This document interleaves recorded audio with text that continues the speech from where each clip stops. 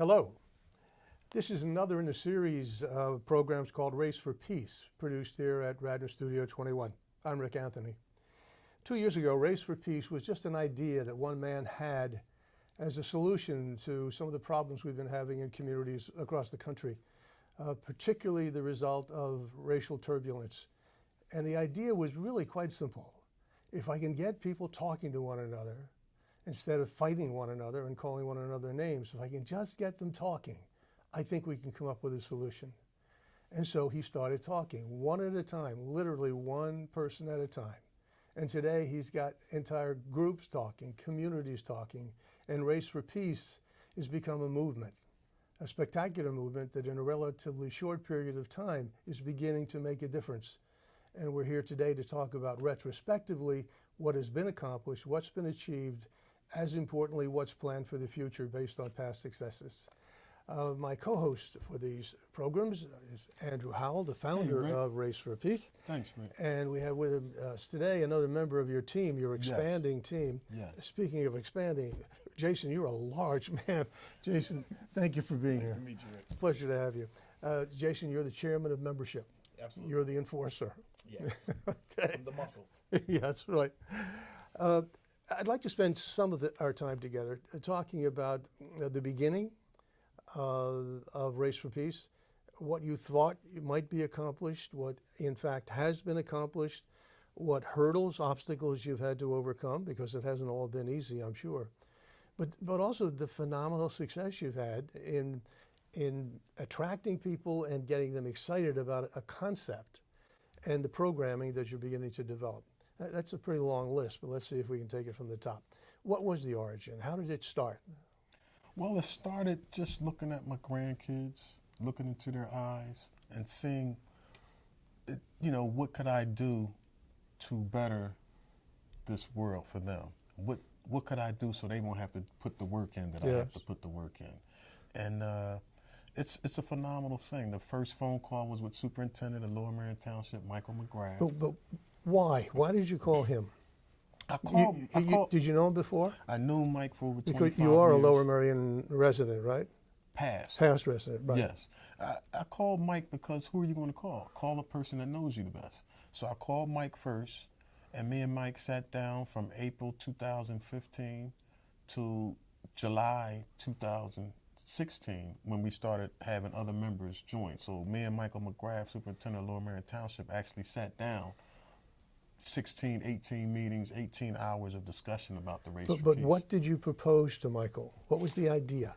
I would propose to Michael, hey, Mike, let's create something that prevents violence, racism, and discrimination. And I came up with Race for Peace. So Race for Peace includes every race, all walks of life, along with the government officials, the clergy, and community activists like myself. So we all started this as one rather than to have different groups and different organizations come in separately, which goes on every day.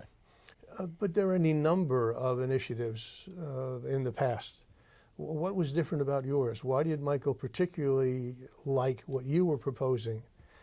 And a follow-on question to that, Michael was first, and then all of the other police departments, all of the other districts came on easily and enthusiastically. We've had some of them on these shows, and they all speak glowingly about Race for Peace and their experiences so far with some of the events you've had. So what was there, in your opinion, what was there about what you were proposing that was different from what others have talked about and tried?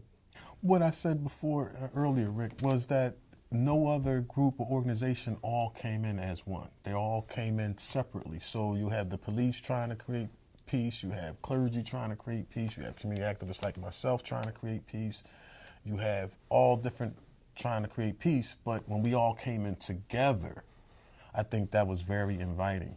And it's been a success. Each police chief from around the Delaware Valley that I have invited and recruited came in all arms in, all aboard, wholeheartedly, loyal, committed, dedicated to the program. And I really respect these guys. And, I'm proud, God, I just follow God. God told me, Andrew, put the message out there, put the word out there, and everybody it'll come in line. And did you early on have a mission statement I know on your website there's some language that is your mission. What is the mission of Race for Peace, and has it changed? The mission is still the same, Rick. The mission is to create a dialogue with the communities, with the police department, break barriers, create trust, and honor each other's differences. Mm-hmm. And I believe that's what we're doing, and we're doing it at a remarkable rate. I mean, we get phone calls from all over the place. I've been to Youth Study Center in Philadelphia.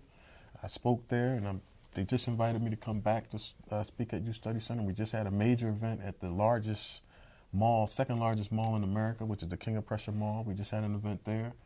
It's amazing. It's amazing. It's a real, and I thank God for that, because I'm just doing God's work. Is Race for Peace today, or was it originally conceived to be a predominantly black organization? No, Rick. And to address the problems in the black community? No, Rick. It's a two-sided coin. You have murders that go on inside the black community that nobody's really speaking out about. And you have police officers that's doing some racial and discriminative stuff. You know, so it's really a two-sided coin. So you have to have African Americans, blacks, speak up and create a more peaceful atmosphere instead of having all these mass murders around the country. And also you have to have police officers stand up to the bad police officers that's doing the racial and the discrimination across the country.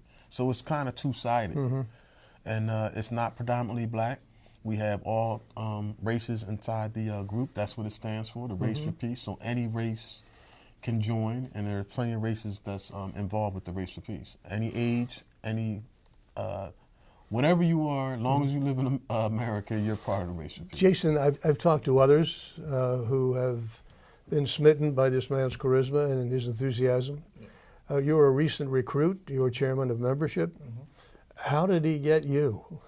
Yeah, so I was attending a men's meeting at the Juvenile Detention Center, and Andrew came in and he had these flyers in his hand, and he's like sitting there patiently as the meeting went on, and I think he asked the facilitator if he could speak for a couple of minutes. And when he got up and he started talking about the Race for Peace, his passion for what he was doing, the importance of the message just instantly resonated with me, right? So for me personally, I had been looking for an opportunity to join that conversation, right? So where in our communities, not just the black community, but just the communities in general, are these conversations taking place? Because statistically, you see that community policing is changing and training is happening and there's dialogue with the community, but I didn't see it personally. And then Andrew stepped up and said, no, we're having that conversation. We've started this dialogue and we're doing this. And I'm like, hey, I'd love to come in and talk, you know, with the guys and see what about this. And, you know, he's like, give me your phone number. And I don't know if anybody out there listening, if you give this man your phone number, he is going to call you. And he's going to call you, and he's going to call you, and he's going to talk to you. And so one of the things that he did was he really convinced me. He shared the message. He implored me to get involved, and so I'm here. And what's your background? I've been in healthcare leadership for over 15 years. I'm still currently in healthcare leadership and small business consulting.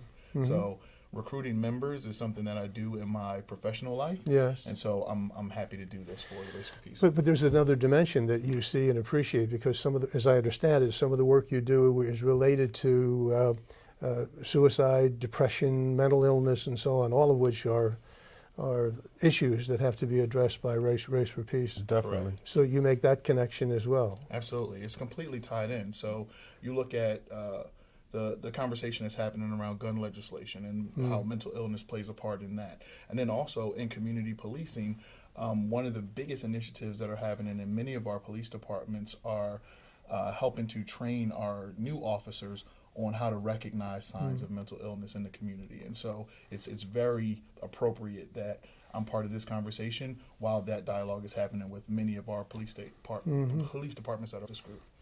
You're a business person. Absolutely. And again, Andrew and I and others have had a similar conversation with Andrew about the need to create an organization with a management team, a business plan, a strategy, the 501c3, so that he can solicit funds, create a fund to pay for all the programs and build new programs. Are you working with him on the development of a business plan and a business strategy? Yeah, actually, we've partnered together to create the 501c3. Paperwork has been submitted. We're actually going through the process now, so that is coming very, very soon. That's great. I know you talked about this, oh my God, months ago. Yes. That your plan was to create a 501c3. Yes. Talk about the programs, and I guess what I'm saying is, when I first met you, once again, you were just a whirlwind. You were smacking people like Jason and bringing them in. Your list of members, I guess we call them, went from 50, 75, 100. What's the list now? Close to 200. Close to 200 members. Yes. And each of them has their own network, so they're bringing in people as well. Exactly. All right. But nonetheless, you had the beginning of something. I wasn't quite sure what it was. I really wasn't. I commended you for the effort and the sincerity and the authenticity of what you were doing. But I wasn't quite sure where it was going to go. Maybe you weren't either. But here we are several months later. This is our, 11th program, something like that, on Yes. Race for Peace. Yes. And even you have to be surprised at the momentum and the support and the way how things begin to fall into place. Are you surprised, or did God say to you, Rick, here are the 6 steps I want you to take? Rick, I'm not surprised at all. You're not? Like I say all the time, the race for So I'm peace. dumber than you are? No, the race for peace is in everyone. Yeah. Everyone wants to I know, race for I've heard you peace. say that. Race Everybody. for Peace is in everybody. What does that mean, and how do you bring it out? Well, you bring it out by asking them to get involved, asking them to participate. Don't talk about it, be about it. So if you don't want racism and you don't want violence, you have to be involved in a program as such. That's preventive. Be proactive, and I think that's what people are gravitating towards, and they all are looking for something. Like the police officers, the first thing they said was, Andrew, we're waiting for this. We've been waiting for something like this. So, Is that right? Yes. And they jumped aboard. It was a phone call. So it wasn't an email, it wasn't a text, it wasn't a written letter, it wasn't a formal invitation. It was a phone call, and over the phone, they said, hey, we're there. You're singing to the choir. I still remember the story that was told by, we had, I think, 3 or 4 police officers Yes. in one of the programs. Yes. And one of the police officers was talking about the event you had at a mosque in West Philadelphia. Exactly. My old high school, as a matter of fact, the building where I went to school. And I still remember this. And he was saying the experience, the empathy that was developed as a result of going into that, taking off their shoes, all of a sudden being confronted with a different culture, and then playing ball with the kids, shooting baskets, and police and kids from the neighborhood all joining in, and all of a sudden the kids were seeing the police differently, and the police were beginning to understand where these kids were coming from.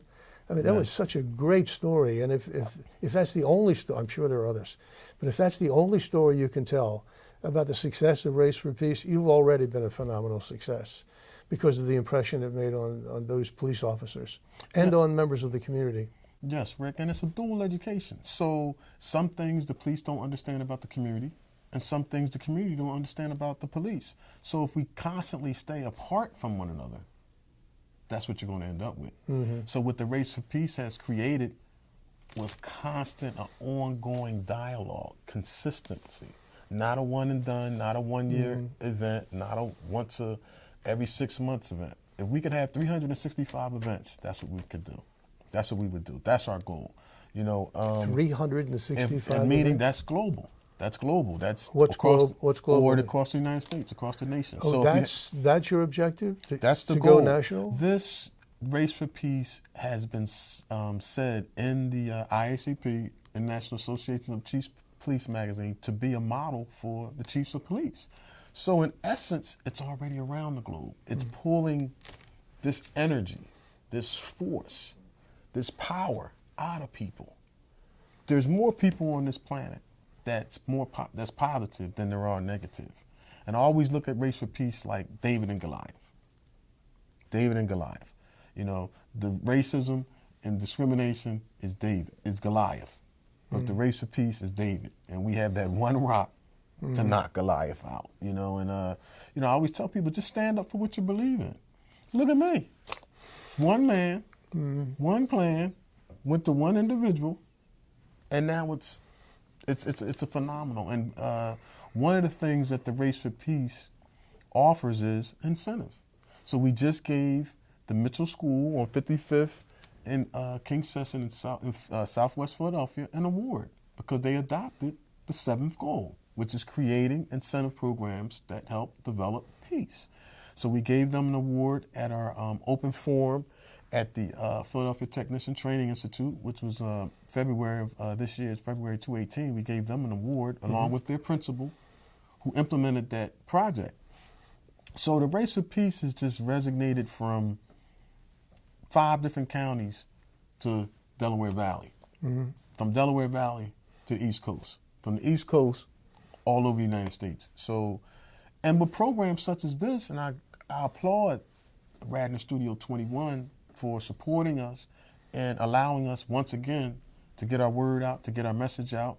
And I wish and hope and pray that other media programs, I always tell them, that camera and that microphone is more powerful than a gun and a bullet. That piece of paper and that pad when you're a reporter is more powerful than a gun and a bullet. So why won't they put out more positive things about what's going on in our region, in our country? You know, because there may be other people just like us, but I doubt it. As far as I know, when last I checked, we're the only group in the United States like this. Well, the media has been kind to you so far. The media has covered some of your events. Yes, we're working on a commercial. We do social media, so we're going to be working on things separately, you know, so we can get the word out ourselves, out there on social media. What will membership, Jason, what will membership mean going forward? And what's your plan to expand membership? Will there be a formal process? Yeah. I'm a member because I sit here with Andrew. I haven't signed anything. I haven't written him a check until you have your 501c3. That's right. Yeah. So what will membership mean? So membership is actually going to become more systematic than it's been, right? So to this point, members have joined through phone calls with Andrew or, you know, coming to meetings. Some of them just give in. Yeah, and just say, hey, yeah, that's right, because he's very persistent. But some of them just come and they decide to join based on what they've seen at events. What we've done is we've started to formalize a process for membership, official recruiting through our social media, through taking advantage of media outlets like this and other media outlets that support us, and then just really starting to make sure our brand is very, very present. We had our board meeting this morning where we proposed some changes to the membership process, maybe an interview, setting some code of conduct and some expectations for new members signing up. There'll be some paperwork involved just to make sure that we get commitment and investment, and not monetarily, but for your time. If you want to be part of this, we would like people to be invested. You know, it strikes me that the members I've met and the other members you've talked about are all adults. Will there be a special drive to recruit young members? Oh, absolutely. We've already started. Teen members? Yeah. So as of now, we have about 7 very, active young members that are in high school that are actively out there recruiting for us, their friends and others. So yeah, remember, the youth is going to be the largest part of our recruitment. Let me go back to an earlier question though. Are those predominantly black who are going into the black community to recruit, or are you touching other ethnic groups as well? No, we're touching everybody. And so 2 of the members that we just brought on via our King of Prussia event, they're not black. One was I don't want to throw out races, but they're non-blacks, but they live out in Montgomery County, and some live out here in Chester County, because these police departments are part of our organization as well. And so some of them are aspiring police officers. So everybody's not part of the dialogue on the one side of the coin where we're addressing the violence. We're addressing aspiring leaders to be part of this organization as well. And the point of my asking that question now 2 or 3 times is to drive home the point that although Andrew is sitting here, this is not a black movement. No. It was started by a black man who was concerned about his kids and the other members of his community, which includes the black community. Yeah. But this is a movement that transcends race, any other of the fences that separate us, which is what you've been talking about. Any barriers that's set place, we're breaking down barriers and we're building bridges. Yeah. We're closing the gap on race relations. And as we see, and I don't have to go into detail, there's controversial issues consistently, which tells you that you need the race for peace. So there's always an issue that lets us know that the race for peace is needed. What I'm most excited about is actually getting into some of the other communities outside of Philadelphia where the predominant issue is less of the police violence and more on the mental health side, right? Because now you're talking about, when you talk about school shootings and other issues that are plaguing young people that are not of color, that's where it goes into the mental health realm. And so Race for Peace will be addressing those things as well. And a consequence of that, of course, the drug problem. Correct. Right? Which I know we've talked about in the past, based on your own family tragedy. Yes. Again, let me go back to another episode. I think it was your cousin, Amin. Am I pronouncing his name? Amin, who sat there, and I was really impressed by this, who sat there, and I hadn't heard the story before, and explained that even though his brother or son had been killed by a police officer, he had forgiven, and he was here today because he didn't want it to happen again. A black, dirty police officer. So is that the right? police officer was not white. The police officer was a black police officer that also, after he murdered him, 6 months later, shot someone else. 6 months later, shot someone else off duty, I didn't know and then he that. finally was apprehended and arrested. So it was a black police officer who took his life. But what impressed me was he sat there and he told that story, and he said, in spite of that, or maybe because of it, I'm in with Andrew on the Race for Peace because I don't want it to happen. He wanted to share his story. And the other story that was shared by the woman, the bank executive. Exactly. Again, we didn't know what she was going to say. And she said she was in Race for Peace because her daughter had been addicted and thank God had changed her life and is now clean and healthy and a mother with a family and so on.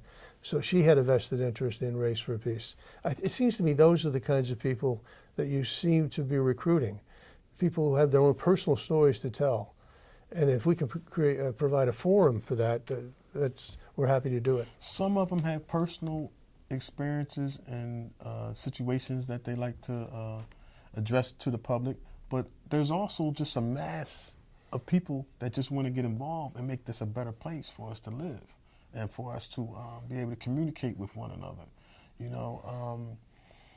Just like the clergy. So you have all kinds of clergy coming to our events. You have rabbis, you have priests. I met my first imam. Yeah. And, they all see the same thing. They read the good book, and the first thing on the good book, it says peace. So we're actually doing what you're supposed to be doing. And what happens is you're either part of the problem or you're part of the solution. And the problem is when you have good folks that do nothing, that's part of the problem. So we really need the people that's out there that's good people. That's what we're doing. We're finding the common ground. We're finding people that want the same thing that we want to come aboard and not just sit back and be cheerleaders. How long have you been at this now? Well, I say Mike says we're a year and a half. So we had the first event October of 2016. Today we're April of 2018. So that's 18 months. If you could start over, would you do anything differently? Rick, I would do absolutely nothing different. I mean, this is God's work, and it's at His pace. This is His race, and this is what He wants. So I wouldn't do anything different. Wouldn't do anything different than what I have done, and that's how powerful this group is. Because each individual, such as Jason himself, you would not know an individual is going to say, "Oh yeah, I'll join. Oh, yeah, I'm going to come to your meeting. Yeah, I'll be a part of it." But look at what happens. When they say it, they speak the truth. And they actually back up what they're saying. We don't, some of them, we don't know the backgrounds until they tell us. So this is why I always go back. I'm not a pastor, I'm not an imam, I'm not a priest. But I always go back to this is God's work. And nothing can stop us. Nothing can stop us. We're just going to get bigger, larger, faster. This group has created such a ripple effect. When you throw a pebble into the water, you see it ripple off. So just one little pebble, well, I consider myself one little pebble, and just throw that rock in there, and it's just a Huge ripple effect. You're the pebble that runs off at the mouth. That too. That too, Rick. That too. I learned that by watching you. Jason, you've been involved with small companies, startups. Yeah. You have counseled some of them. Given this organization, what do you think it can be 3 to 5 years from now? I think to Andrew's vision, I think that within 3 years we'll probably expand out of Philadelphia and southeastern Pennsylvania, probably into some of the more, and I don't want to over predict, right? Mm-hmm. But I think that we'll go into some other markets that really need us, you know. And I think some of the things that we talked about in one of our board meetings was imagine Race for Peace in Chicago, imagine Race for Peace in Detroit. Imagine Race for Peace in, you know, Mm-hmm. some of those places where you see rampant gang violence and violence against police and discrimination against, you know, disenfranchised communities. I would love to see a Race for Peace initiative in Flint, Yeah. Michigan, you know. So 3 to 5 years, I see us expanding and growing. But you've gotten some pushback from even your own community, haven't you? No, Rick, I haven't. What happens when you... I know you've told me some people have criticized you for getting so close to the police and cooperating with the police. Rick, you have to have tough skin. And what happens is everybody goes through a trial period. Whether you start a job, you're on probation. So if they wanted to consider us on a probationary level, we've passed probation. Mm-hmm. We didn't give up. We didn't quit. We're going stronger than ever. We're getting more members than ever. Fair we enough. have other police departments that's willing to join in. I just sat down with 2 COs of the Philadelphia Police Department, commanding officers of the 18th Police District and the commanding officer of the 3rd Police District of Philadelphia. And that was just Wednesday. And they're aboard, you know, so it's huge. It's huge. We have Tony Luke's Famous Steaks that's going to provide the food for the Gerard event. The Mummers called me back. Mm-hmm.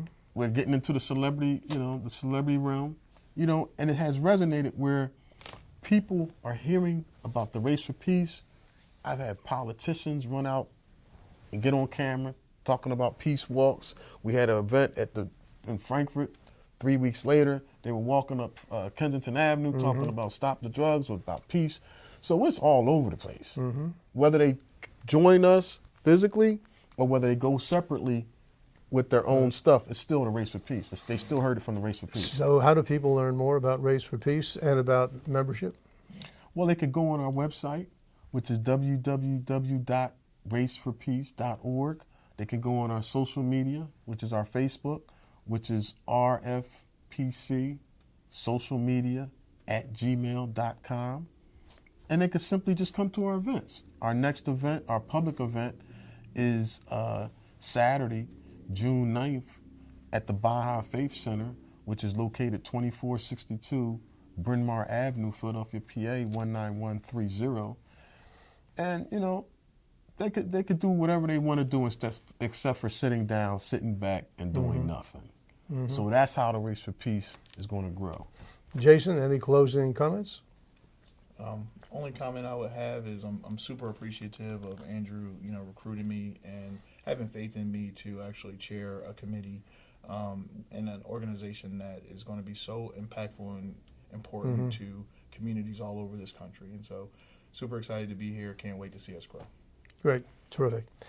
As always, friend, thank you. Thanks for being here. God bless you, Rick, and thanks a lot. Jason, pleasure to meet you. Nice to meet I you, look Rick. forward to seeing you again. This has been another in a series of programs produced here at Radnor Studio 21 supporting Race for Peace. We've been supporting Race for Peace because we feel it's so important. We're all about community. We're all about dialogue. We're all about learning more about one another and developing empathy for one another's perspectives on different, very important issues. That's what this is about. We encourage you to learn more, to become involved, to support the movement called Race for Peace. Until next time, I am Rick Anthony. Take very good care of yourselves.